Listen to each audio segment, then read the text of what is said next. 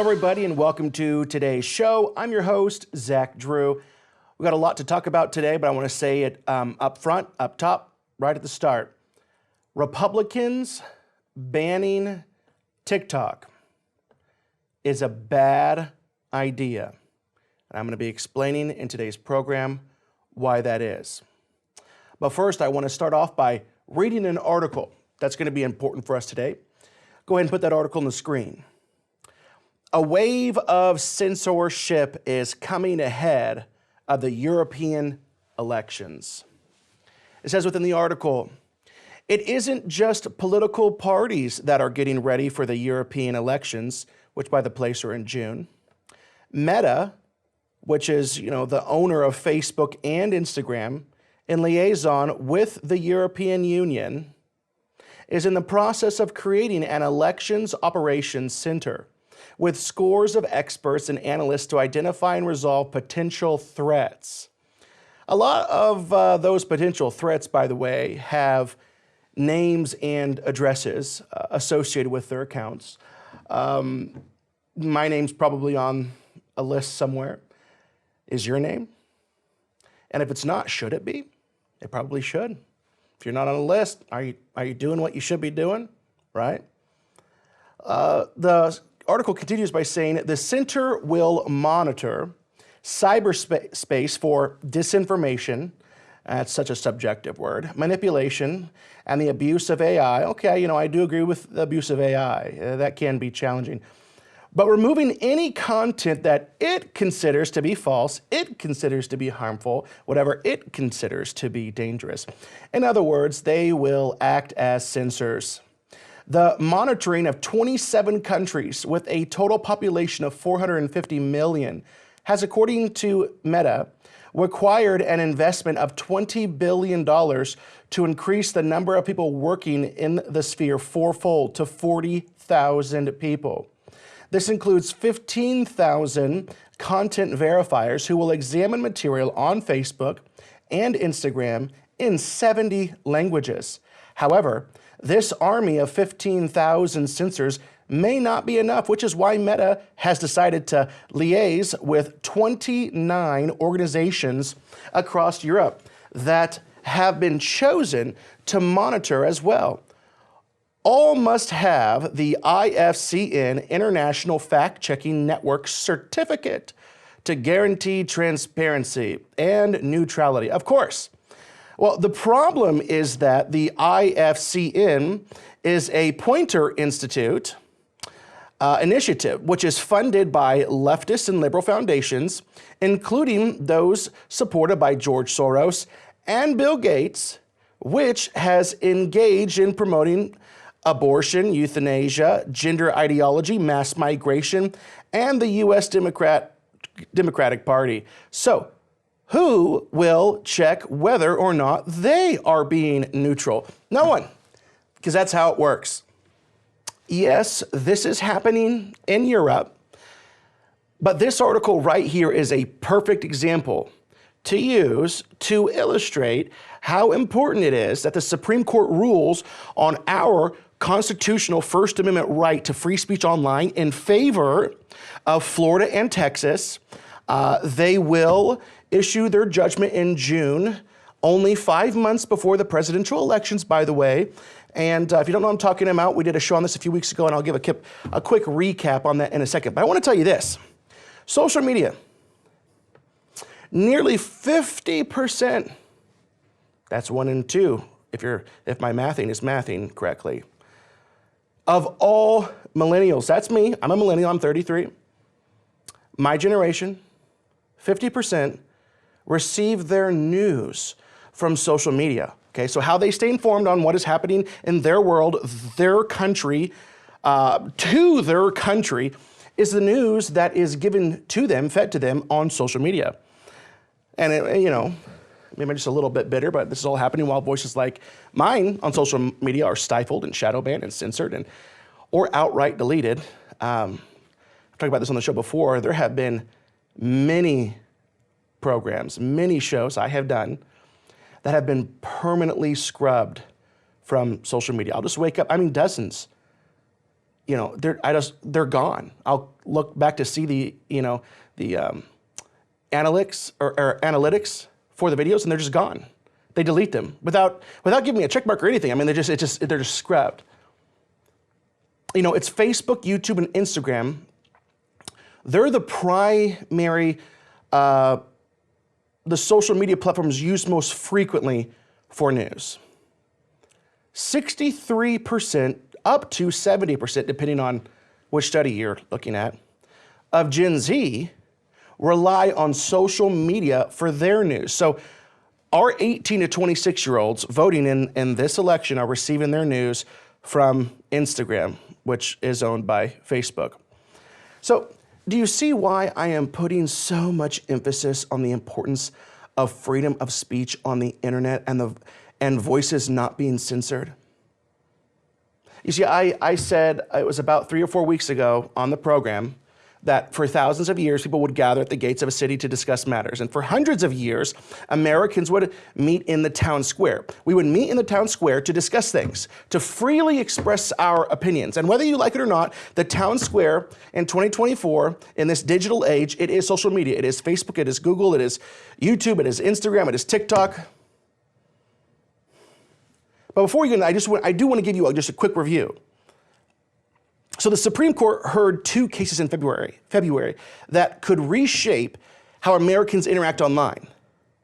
All right? So the difference between the European Union and what they're just freely allowing publicly for Facebook to do and what the social media companies are trying to privately do in the United States, the difference that can have such an impact is how the Supreme Court is going to rule. So they heard these cases in February, and it's going to, like I said, it's going to totally reshape how Americans interact online. It is the citizens' rights to free speech without censoring on social media platforms versus the tech companies' right to censor that free speech. So just really quickly, I just want to read this, just three little paragraphs from this article.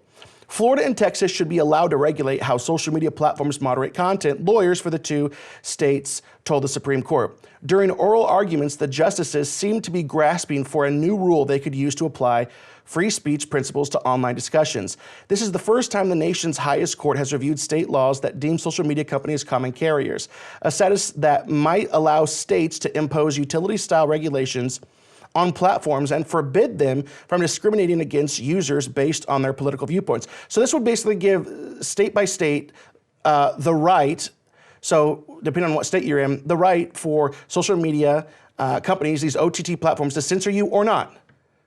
Okay, this is, and they're going to be deciding this in June, 5 months before the election. And once again, this is why Section 230 is so important. It is such a big election issue that is not talked about enough. And what is Section 230? Section 230, it grants technology companies such as Facebook, Google, Twitter, now X, increased legal immunity to moderate content on their platforms. It protects these companies from being sued.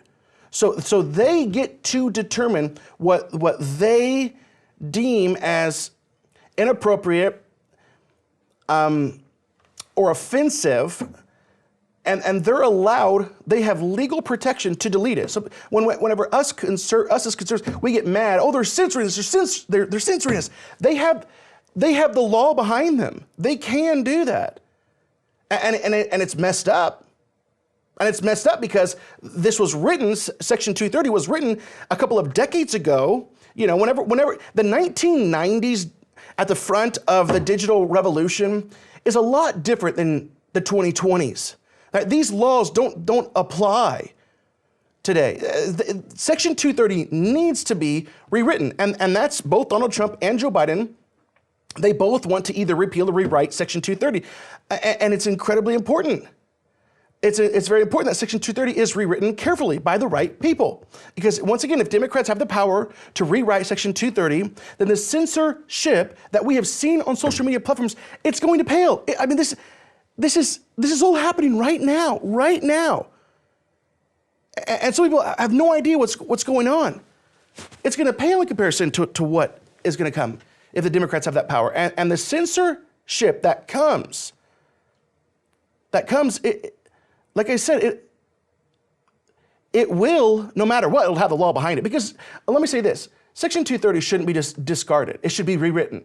Because obviously if, I don't want to talk about these things, but like, if someone commits suicide on social media, like, yes, they should have that right to delete that content. All right. But they're taking these extreme examples and they're applying it to you and I, to saying, the vaccines aren't effective or whatever. And like, oh, well, that's, they're putting us in the same category where they have that, it's an umbrella protection. And it needs to be rewritten. And here's the thing. It's just that they must control it. It's all about control, control, control. They must control social media. They must control the narrative. They have to control the things you say by this free speech. They must be the ones in total control of information. And this is one avenue, this is one facet of this, because I'm not going to get into it, but there's so many different facets of this. But that's also why the left is against private Christian schools. This is why they're against homeschooling. This is why liberals loathe, school choice through vouchers, right? And that's also why conservatives champion it. Because don't forget, public schools are funded primarily through your property taxes. So a percentage of your property tax goes to your school district. School vouchers give parents the freedom to use some or all of that public funding, taxes they have already paid on the money they have already earned going to public schools that some don't even send their own kids to, and put it towards a private school of their choice or even pay for homeschooling supplies. No, but they can't do it. They must have total control. And also, the Supreme Court also just heard another case this week. Murphy versus Missouri. It's not just the social media outlets. Our government is involved in content moderation. Right? And it's a lot worse, though, than many people know or think. Another an incredibly important case right now before the Supreme Court. This is all happening at once. And by the way, Murphy versus Missouri, it's technically the Biden White House colluded. Okay? They colluded with social media platforms to censor speech they don't like. Speech on topics like COVID origins, masks, vaccines, lockdowns, the Hunter Biden laptop, climate change, mail-in voting, election integrity. And this case, it requires the justices to consider whether the government coerced or significantly encouraged social media executives to remove disfavored speech in violation of the First Amendment. And the evidence is absolutely overwhelming. And I'll be talking about that a lot more in depth on the next program.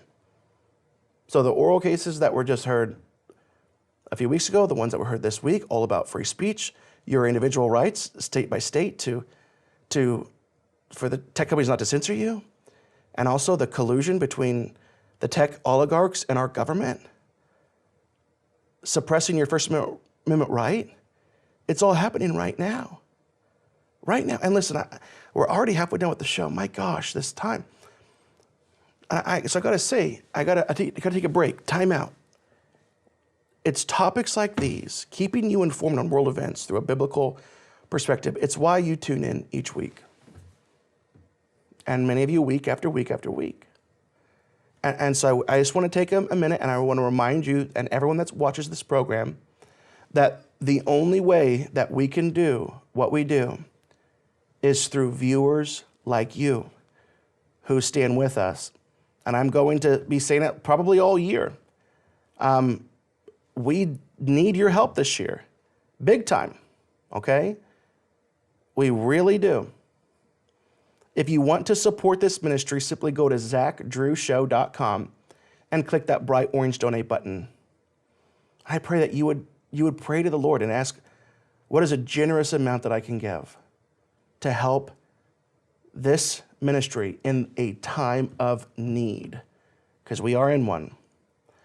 You have the option there to donate through Tithely, which is a Christian online payment system, or PayPal.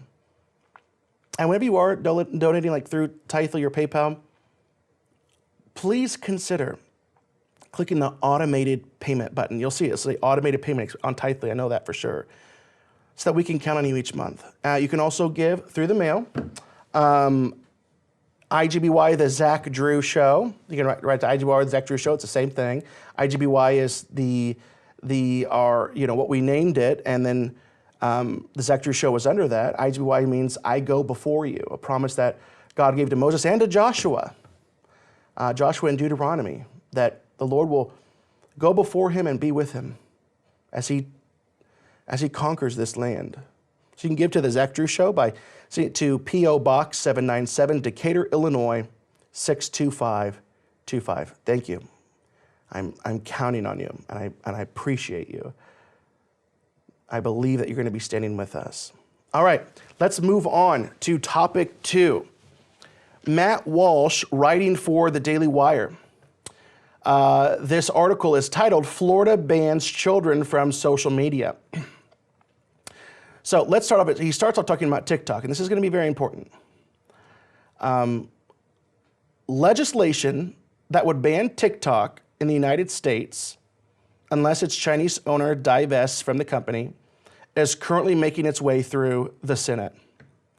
It's not clear what's going to happen to that bill. It overwhelmingly passed in the House by hundreds of votes, but it appears to be significantly less popular in the upper chamber. That's true in no small part because the most intense lobbying campaign in recent memory is underway to kill the legislation. A lot of very powerful interests don't want to see this ban pass. Now, before I even continue, I want to let you know, I told my opinions up top, that it shouldn't be banned. Don't get mad at me. It's not a salvation issue for you, okay? So cool your jets. But as of right now, that is my opinion. In the same way, I view this kind of, first off, if they're collecting our data, okay, you are living, if you just knew what I knew concerning technology, the tech companies have everything on us they could ever want. So if I'm on TikTok learning how to make a new dish and the Chinese government wants to know that, they can know that. They already know my name. I don't have time to get into it, okay? I just want to let you know, if they ban this, what that truly means, okay? And if you disagree with me, that's okay. That's what I wanted to say. If you disagree with me, that's okay. Let's continue with the article. There are obviously legitimate concerns about empowering the U.S. government to remove entire platforms from the internet. Hello, I'm gonna read that line again. Someone agrees with me. There are obviously legitimate concerns about empowering the U.S. government to remove entire platforms from the internet. Even though the bill, as it's written, only applies to platforms that are controlled by foreign entities, you have to wonder how far that limitation can be stretched. We all just lived through several years of hysteria about Russia, about Russian control of the White House. One popular outlet that I used to love to get news from, back whenever I was serving under Pastor Jim Baker, it was one of my go-tos, was RT News. You remember RT News? Many of you right now are like, oh yeah, RT News. Whatever happened to RT News? It's gone. Because they said that it was a Russian propaganda, and it was gone. But there was so much good information from that site, and I always fact check with but with 2 or 3 other sources, and they were good stuff, and they were always accurate, but they're gone. Bye-bye. But that's another story for another day. We all just lived through several years of hysteria about Russian control of the White House and every other significant new power that the government has been given to combat foreign enemies has eventually been used against the government's domestic political opponents. So it's hard to be reassured that given this vast new authority, here it is, to ban the most popular social media app on the planet, that the government wouldn't at least try to ban Twitter, which is far more inconvenient for them. If Republicans succeed at banning TikTok, which they should not, if we give the government this power, you can kiss Brighton, Rumble, outlets like Band.video, like Matt Walsh said, Twitter, Truth Social, all goodbye. And we will give them the legwork on how to go about it. Like I said, it convinced the entire world of the Russian collusion with the White House, and it proved none of it was true. None of it. It's kind of like free speech. There's 2 sides. I don't like when people say hateful things about me. No one does. Would I ever want to take that right away from that person? No. No. Because that's the beauty of free speech, that either everybody has it or everybody doesn't. And so that's why, let's move on. That's why legislation that was just signed into law by Governor Ron DeSantis, which is he is just bad at the bone. That guy is awesome. Of Florida is so significant. So generally speaking, under this bill, this is really cool. Children under the age of 14 can't have social media accounts.